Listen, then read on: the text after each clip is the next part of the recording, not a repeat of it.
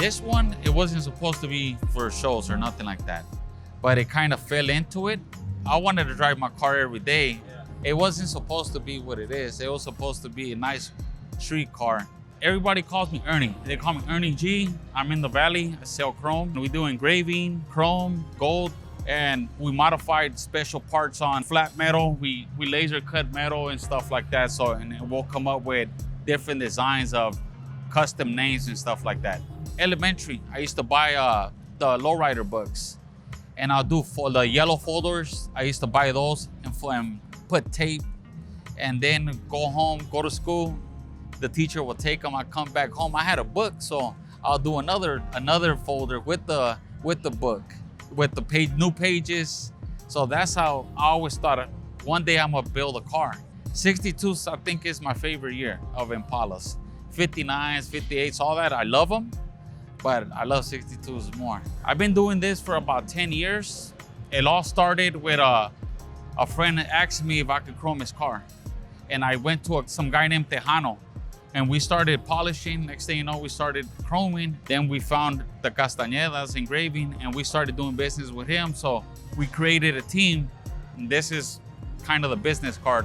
Life After That took 6 years. At every show, we try to add something new, just to add it, make it look a little different. I was gonna throw the car away. That's why we named it Life After That, because it was rusted. It was already in a transporter, and somebody posted it, oh, who bought this piece of shit? I was like, gosh, should I say something? But I don't like the internet. I stay kind of private. So I was like, I'm not gonna say nothing. We're just gonna build it. And when it got home around 10 o'clock at night. I opened the door, the car broke in half. Backyard 62 did all the metal work, and they did the first paint color, which is olive green. And next thing you know, I asked Chino to build it for me because I didn't have time to put it together. So then he's like, hey, let's put some color into it. And I was like, you know what? Do your thing. I'll come and check it out and see how it goes. He came in with a little bit of I want to have a hopper. I want my car, I want to put 8 batteries, 2 piston pumps in the front. And then we start adding little things. Like 90% of the customers that come to a custom shop, oh, I only want a regular red, and then can you make candy? Can you make pearls? Can you make this, So we started adding things little by little. My name is Alejandro Vega. I'm known in the lowrider industry as Chino Vega. I've been building cars for the last 35 years. I got 11 championships under our company. I'm the owner of Sienna Customs. My first car that I did, it was my own car, it's Orgullo Mexicano, a 1979 Chevy Monte Carlo. The only car that I'm proud to say that has been in the Louvre Museum in Paris. 3-carat diamonds, 3-time traditional car of the year. I built a Violet Rose, which is a 55 Chevy truck of the year. And the one I took over double trouble. I didn't build the whole car. It got built in 2 different companies. And then I took over, and we made a 3-time lowrider car of the year. The first 3-time lowrider car of the year from Texas. R&R did the interior. 818 Upholstery did the top with the lights. And Chino just started going off on all kind of new ideas, how to make it better. When they allow you as an artist to do different things, and it's hard for them to understand your vision, you know what I mean? Like, oh, let's put gold, let's put green, let's put this kind of type of pearls. It makes your vision come to a reality. As far as paint, he allowed me to go as crazy if I want it. So I'm lucky to be sponsored by you guys. One of the best guys right now, Tropical Glitz. And I'm proud to be part of the team, you know what I mean? This is the first car, believe it or not, in my 30 years that I painted only pearls. I didn't use no candies.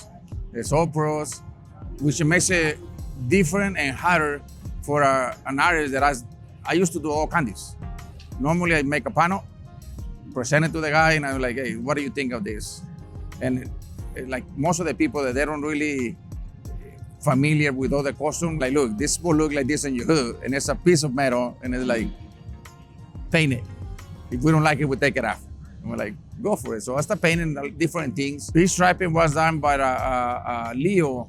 It's a guy that is really, really good in San Fernando. Unfortunately, he's not known, but he's been doing cars from a bunch of big people that is on the business. This is the first car that he does for me, top to bottom, as far as pinstriping and gold leaf by himself. He was the only guy that touched it as far as pinstriping. I like the detail. This is the first car that I run everything inside tubing. So you will see in the firewall, like it looks more like an AC tubings. It's not AC. I run all the electrical for the car. So you won't see no wires on it. The first time that I do those type of mirrors, most of the people that you see, you will see plexiglass. That's aluminum. That actually, I just cut the pieces, I give it to Ernesto. We engrave it. We both sit down and like, hey, you should engrave this, chrome the rest of it. We make it look like that, but we are about the plexiglass. You know what I mean? We're not the same kit that you buy in the store or you can order online. Nobody has this. We're the first car having it, and we try to keep it like that so we can be unique. He's actually the engraver of the car, so everything that is chrome, gold, engraved, it was done by his company. Flaming this type of engraving right here. Western, it has more deeper cuts and more detail. I could probably do a flaming rim about 3-4 days. Western, it takes you about a week to do one rim. So it's a lot more detail on Western. Like, I think this is the car that is more rare as far as paint. Most of the cars that compete for the title, the full metal flake, we do a lot of resin metal flake, which is a whole different thing in metal flake. But as far as competing like this car, I think this is the only car and a regular base coat paint and pearls competing for a title. He already got the last 5 shows that he's been on it. He's second place, first place. He just became the Excellence Car of the Year from Impala's tour, which is a big thing. The Excellence Award is basically the same comparison as being the Car of the Year. And I mean, it wins here and there, but I don't really, I mean, it's the trophies and all that it's cool, but now we're gonna build something for shows. We're gonna start from the beginning and not go back 10 steps back. We're gonna start from the beginning, attacking every step, molding stuff, engraving. We're gonna change the engraving. We're gonna go off the wall with it, we're gonna build a contender. So that's what we're gonna do now. Stylistics, I've been with them for about 4 or 5 years. Same thing, I started doing work for them, and next thing you know, we started hanging out, and it's a family-oriented club, so that's kind of how I like it. Well, all my club brothers, they help. Chino comes and helps as well. I mean, there's my wife, she already knows kind of how to set up, and we all just attack it. And everybody kind of falls in place, and some will take the wheels and put wheels on and just add metal to it. And almost everybody knows kind of what they do. It just falls in place kind of. To me and lowrider, if you're the first guy and you're unique, if you don't put it out to the public, at least for the first 6-7 months, that's how they made the cars a little bit about the competitors. We make unique parts for different cars, you know what I mean? So it will be the only car that it has it. And like, oh, it looks kind of like this person. I did the same thing. I look up to different painters. I never copy anybody 100%, but we all get ideas from the older people, you know what I mean? The people that's been in the business for a while. It's normal. There's nothing wrong with getting ideas from people. To me, you have to be unique. When somebody's coming in, it don't matter, you get my ideas. There's nothing wrong with it. I'm proud of the people that we help teaching a little bit, and eventually they come somebody, you know what I mean? In our culture, people like myself, we die now. We don't have it. So we need the new people. And there's a lot of people that get offended, like, oh, they're like, no. I'm glad that somebody is copying what we do, and they're taking the step about the normal painters, you know what I mean? Most of my paints, you guys see, everything that I do is different. My cars don't look the same.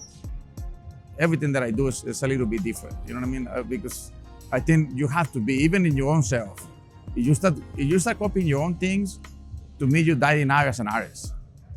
You don't have it on you, you know what I mean? You just copy somebody else. So you have to put your own little things, you know what I mean? Street, show cars, whatever makes you happy, build that, drive it, and be proud of what you do. Don't try to compete with people, copy or nothing like that. Just stay positive, man. Stay positive, humble, and you'll get to places, you know? Stay focused and positive, and if you have a good girl that follows you, you're good. With family, if they support you, sky's the limit.